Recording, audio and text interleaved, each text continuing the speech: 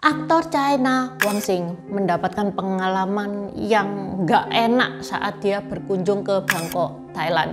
Dia diculik selama 3 hari dan menjalani hidup dengan penuh ketakutan. Penampilannya berubah drastis, rambutnya hilang, dicukur sampai botak dan dia terlihat kurus. Siapa sih Wang Xing itu? Kok bisa mendapatkan pengalaman kayak gitu? Itu gimana caranya? Kok dia bisa bebas? Tonton video sampai habis, ini penting guys ya. Karena hal ini bisa terjadi kepada siapa saja. 大家好，我叫尹丹，欢迎来到我的频道 Dynasty。 Kaos yang Intan pakai ini custom marga ya. Kalau teman-teman mau, teman-teman bisa custom marga sesuai nama teman-teman sendiri. Yang Intan pakai efeknya glow in the dark. Jadi kalau di petengan hancurnya ini menyala. Ada juga efek reflective rainbow. Kalau kena cahaya, hologramnya keluar. Kalau teman-teman nggak suka efek yang aneh-aneh, tanpa efek juga ada. Ada juga efek emas. Emasnya emas berkilau. Kalau teman-teman merasa ini hancurnya kebesaran, mau kecil doang, di dada kanan juga bisa. Ada versi kaos, ada versi polo shirt. Selain custom marga, ada juga gambar tokoh-tokoh Tiongkok. Mulai dari Konfusius, Hakim Pao, Kaisar pertama Tiongkok Qin Shi Huang, Kera Sakti. Tokoh Samko juga lengkap, mulai dari Guan Yu, Zhuge Liang, Zhao Zhelong, 3 bersaudara, 5 jenderal macan, Dr. Hua Tuo, sampai antagonisnya Cao Cao dan Liu Bu juga ada. Open PO sampai 9 Februari, bisa di check out via Shopee atau Tokped yang linknya ada di deskripsi. Okay, let's start! Kayaknya banyak teman-teman yang nggak tahu siapa itu Wang Xing. Dia aktor China, kelahiran 13 November 1993. Dia lagi dalam proses merintis. Oke lah, dia pernah membintangi film-film terkenal seperti Ip Man 3, Fox Spirit Matchmaker, The Tale of Rose. Tapi kesemuanya itu Wang Xing berperan sebagai peran pendukung. Namanya peran pendukung, dia ndak terlalu diinget sama orang.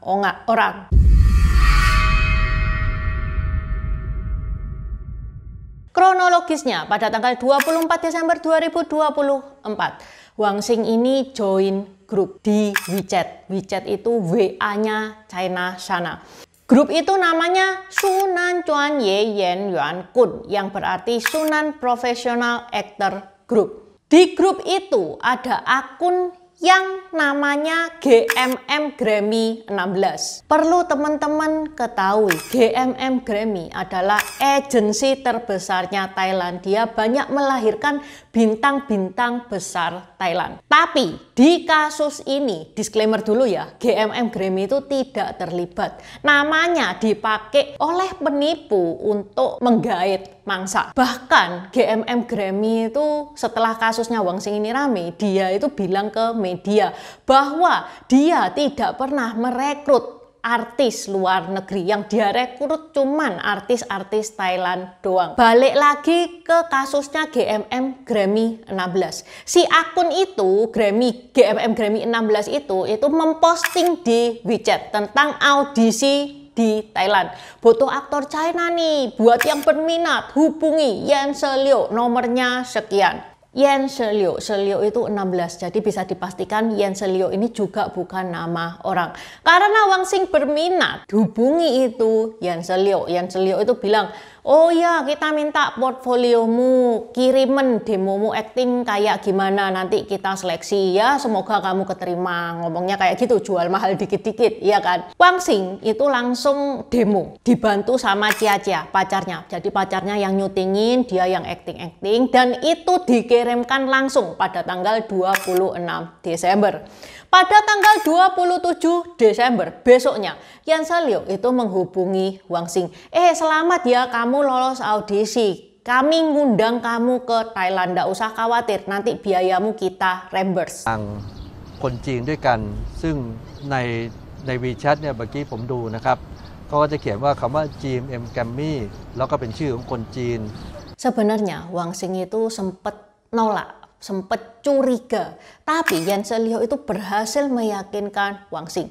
Ini kesempatan kamu go internasional loh. Kapan lagi? Apalagi ini kerjanya di luar negeri. Kamu nggak bosen apa di China terus? Ini gajinya juga besar loh. Sehingga Wang Xing pun itu tergiur. Pada tanggal 2 Januari 2025 jam 9 malam, Wang Xing ini terbang dari Bandara Internasional Shanghai Pudong dan nyampe di Bangkok pada tanggal 3 Januari jam 03.40. Tepatnya di Bandara Suvarna Bhumi, Bangkok. Wang Xing dijemput mobil Toyota Altis abu-abu yang mana katanya itu memang disediakan oleh GMM Grammy untuk menjemput dia ke upacara pembukaan. Mobil tersebut melewati Provinsi China, Provinsi Kamphaeng Phat, dan Provinsi Tak. Provinsi Tak itu tepatnya berada di kota Mae Sot. Jam 10.34. Selama perjalanan, Wang Xing ini terus komunikasi sama Jia. Wah, Jia ini nggak tidur, apa gimana ya? Nggak tidur, nggak kerja ini sejak jam 4 pagi loh komunikasi terus sama Wang Xing. Jam 11 pagi, komunikasi antara Wang Xing dan Jia tertutup. Wang Xing mungkin mikir, oh ini susah sinyal ini, soalnya ini dia memang berada di perbatasan antara Thailand dan Myanmar. Terus Wang Xing itu dijemput oleh truk pick up Toyota Hilux Revo warna abu-abu. Waktu itu Wang Xing masih mikirnya positif. Memang mungkin Thailand itu negara transit gitu ya, untuk pergi ke negara berikutnya, ke negara ketiga. Jadi Wang Xing itu tidak tahu dirinya dalam bahaya. Dia baru ngeh dia dalam bahaya setelah dia melewati Sungai Moe yang ada di Myanmar.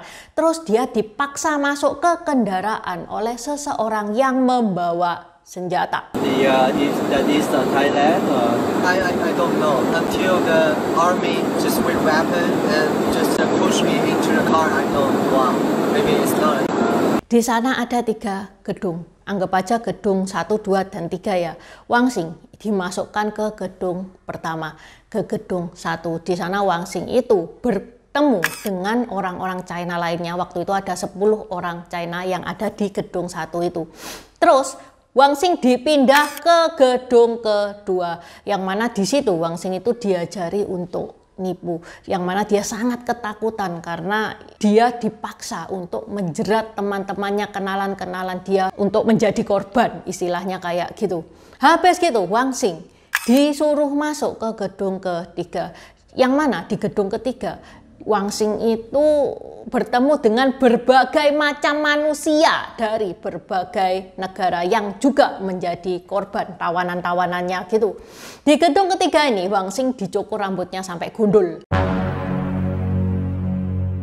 Ceritanya Wang Xing, Intan stop dulu sampai situ. Sekarang Intan beralih ke yang terjadi dengan Jia, pacarnya Wang Xing. Jadi pada tanggal 3 Januari jam 11.54. Ini Jia ini lumayan cepet guys. 1 jam setelah dia putus kontak sama si Wang Xing, dia sudah lapor sama polisi Shanghai. Yang mana polisi Shanghai bilang, oh itu Wang Xing berada di Thailand, Thailand bukan otoritas kita. Lapor saja ke Thailand. Jia menghubungi kedubes China yang ada di Thailand, menghubungi konsulat jenderal China yang ada di Chiang Mai. Jawabannya apa? Yo, kita harus memastikan dulu beneran apa enggak ini Wang Xing ada di Thailand. Sama tahu dia sudah balik ke China. Bahkan kedubes China yang ada di Thailand sama konsulat jenderal China yang ada di Chiang Mai itu menyuruh Jia untuk pergi ke Thailand, ke kepolisian Mae Sot untuk membuat laporan di sana. Jia juga menghubungi kepolisian Thailand tapi tidak ada yang jawab. Itu loh guys, cewek itu kalau sudah cinta se-effort itu loh dia. Karena ini semua kok pada lepas tangan. Akhirnya pada tanggal 5 Januari, Jia itu memviralkan kasusnya Wang Xing di Weibo. Weibo itu medsosnya China yang sangat terkenal. Itu campuran antara Facebook sama Twitter. Begitu Jia itu memviralkan kasusnya Wang Xing, dia tuh dinotis sama artis-artis papan atas China seperti Su Qi, Yao Chen, Gong Chun, Gina Jin, Ma Tianyu, dan lain-lain sampai jadi trending topik. Jia berusaha semaksimal yang dia bisa untuk menemukan Wang Xing kembali. Setelah viral nih ya kasusnya, tanggal 6 Jia berangkat ke Bangkok. Saya disuruh ke Bangkok, oke aku ke Bangkok. Begitu nyampe Bangkok, tanggal 6 Januari malam, Jia mendapatkan kabar bahwa Wang Xing ditemukan. Kepala Polisi Provinsi Tak, yaitu Maijen Samrit Ekamnol, itu bilang bahwa Wang Xing ini ke Myanmar secara sukarela. Tidak ada yang namanya paksaan penculikan, tidak ada. Dia itu ke sini tuh mau mengunjungi saudaranya. Saudaranya itu loh ada di Swekoko. Aneh kan? Awalnya lepas tangan semua, gak ada yang tahu. Begitu kasus viral, tiba-tiba ketemu. Dikabari berita kayak gitu, Jia ya, oh ya terima kasih, oh ya maaf ya, berarti kita salah sangka. Wah memang kepolisian Maesot ini keren banget, terima kasih, wis. Pokoknya Jia yang penting Wang Xing itu selamat dulu. Padahal dalam hatinya itu dia batin berlibur dah semua apa gimana. Tapi Jia nggak bilang enggak itu pasti ada tindakan kriminal. Nggak kayak gitu Jia. Kalau Jia ngeyel kayak gitu, Wang Xing bisa hilang sungguhan, iya kan? Wang Xing pun tiba di bandara Don Mueang besoknya jam 7 malam, yang mana sudah disambut sama wartawan. Saking viralnya beritanya disambut sama wartawan. Di sana Wang Xing itu berterima kasih, muji-muji kepolisian Thailand, kepolisian Myanmar, dan dia bilang bahwa Thailand itu aman, jangan takut untuk berlibur di sana. Tapi ekspresinya Wang Xing dalam ekspresi takut. Why do you go to Thailand? Okay. So you thank for our government and Prime Minister. Can you want to come back again in Thailand? Yes, I you will. know, just do you think Thailand is safe for you? Yes. Right? Can you speak in Chinese? 首先，我在这里特别是感谢泰国的政府和当。 Pada tanggal 11 Januari, Wang Xing balik ke China. Balik ke China, aman. Barulah Wang Xing ini bicara sejujur-jujurnya. Wang Xing bilang bahwa dia diculik oleh geng telekomunikasi, namanya adalah Apollo Park. Menurut Singtao Daily, Apollo Park ini perdagangan manusia terbesar di dunia, yang mana kepalanya adalah Hui Huangyi dan Jin Chan. Pada tanggal 17 Januari, atas kerjasama pemerintah Tiongkok dan kepolisian Thailand, Jin Chan berhasil ditangkap. Dari kasusnya Wang Xing akhirnya bisa menyelamatkan beberapa orang China. Seperti pada tanggal 10 Januari 2025, pemerintah China berhasil membawa pulang 2 wanita dari Tiongkok yang hilang sejak 27 Desember. Begitu juga besok harinya 11 Januari 2025, beberapa warga China berhasil balik lagi ke negaranya setelah hilang di Thailand. Wang Xing berpesan kepada teman-teman, hati-hati dengan tawaran pekerjaan di luar negeri yang kelihatannya too good to be true. Kelihatannya gajinya besar, benefitnya besar, nggak butuh syarat apa-apa. Jangan mudah terkecoh. Yang kedua, kalau memang teman-teman niat untuk kerja di luar negeri, apply visa itu harus visa kerja. Visa kerja ini susah dikabulin, soalnya sama kedutaan dicek dulu kan, ini benar nggak ada perusahaan yang namanya ini. Sehingga kalau ada apa-apa, pemerintah setempat itu juga ikut tanggung jawab. Tahu nggak, setelah Wang Xing ini selamat, ada 174 keluarga di China yang anggota keluarganya hilang di Taiwan. Dia ngebikin petisi supaya pemerintah itu membantu dia mencarikan anggota keluarganya yang hilang. Terus akhirnya pemerintah China itu ngebuka form. Siapa saja yang anggotanya hilang di Thailand? Tahu data yang terkumpul? 1.500 data. Dan ini di China doang guys, di China doang. Tadi kan Intan bilang di gedung ketiga itu berkumpul dengan berbagai macam manusia dari berbagai negara. Kasus perdagangan manusia ini sudah mainstream banget, sudah sejak dulu, sudah puluhan tahun. Ini kasus kalau nggak viral belum tentu Wang Xing itu bisa hidup. Ini kita berurusan sama mafia yang sangat kuat. Sampai awal-awal polisi pada lepas tangan. Bahkan polsek dari provinsi Tam itu nutup-nutupi Wang Xing itu cuman berlibur ke Myanmar. Konspirasinya memang sudah ada kerjasama antara mafia dan kepolisian. Sehingga begitu teman-teman terjebak kena sama Apollo Park ini, itu bakal susah ngarepin nasib kayak Wang Xing, bakal susah sehoki Wang Xing ini. Mungkin karena Wang Xing ini sudah sangat terlalu viral, makanya Wang Xing ini dilepasin. Daripada ini kasus merembet ke mana-mana. Akibat peristiwa Wang Xing ini, banyak turis China yang batal ke Taiwan. Bahkan tur itu ada loh yang batal. Tur guys, padahal tur itu kan dijamin keamanannya. Kemana-mana dikawal. Dan sekali tur itu kan pasti puluhan kan ya. Ini merugikan banget pemerintah Thailand. Sampai Perdana Menteri Thailand itu ngebikin video dalam bahasa Mandarin. Kok bisa? Iya pakai AI. Dianya ya nggak bisa dong bahasa Mandarin. Pokoknya di video itu dia menjamin keselamatan warga China yang berkunjung ke Thailand. Thailand itu aman kok, katanya kayak gitu. 泰国周边地区诈骗窝点的新闻 已经引发了广大中国游客对泰国的安全问题和人口贩运的。 Sebelum Intan mengakhiri video ini, tak tekankan sekali lagi supaya teman-teman berhati-hati terhadap tawaran kerja di luar negeri yang kedengerannya too good to be true. Gak perlu skill aneh-aneh, gaji besar, benefit besar. Kejadian ini yang Intan ceritakan itu kan kejadian yang menimpa di China. Tapi karena ini geng sudah lama beroperasi, ada juga loh korban dari Indonesia. Iming-iming kerja di luar negeri, ujung-ujungnya scam. Oke, sekian dulu bahasan Intan hari ini. Kongsi Pak Jai, Xie Ni Kuan Kan, Jai Jen. Buat subscriber baru, selamat datang. Terima kasih sudah menonton videonya Intan sampai habis. Intan sarankan buat teman-teman yang baru bergabung untuk nonton videonya Intan tentang pergantian dari dynasty ke dynasty.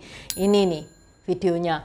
Di deskripsi juga sudah Intan taruh. Karena di video pergantian dynasty itu adalah basic dari semua videonya Intan. Itu yang pertama. Yang kedua, video pergantian dari dynasty ke dynasty ini bakal sangat membantu teman-teman kalau misalkan teman-teman itu nonton film-film Tiongkok yang kuno-kuno itu bakal sangat membantu banget. Karena film-film Tiongkok itu nggak menceritakan secara jelas background kayak gimana. Terima kasih udah nonton channel ini sampai habis. Dukung aku terus berkarya dengan klik subscribe dan bunyikan lonceng di bawah ya guys.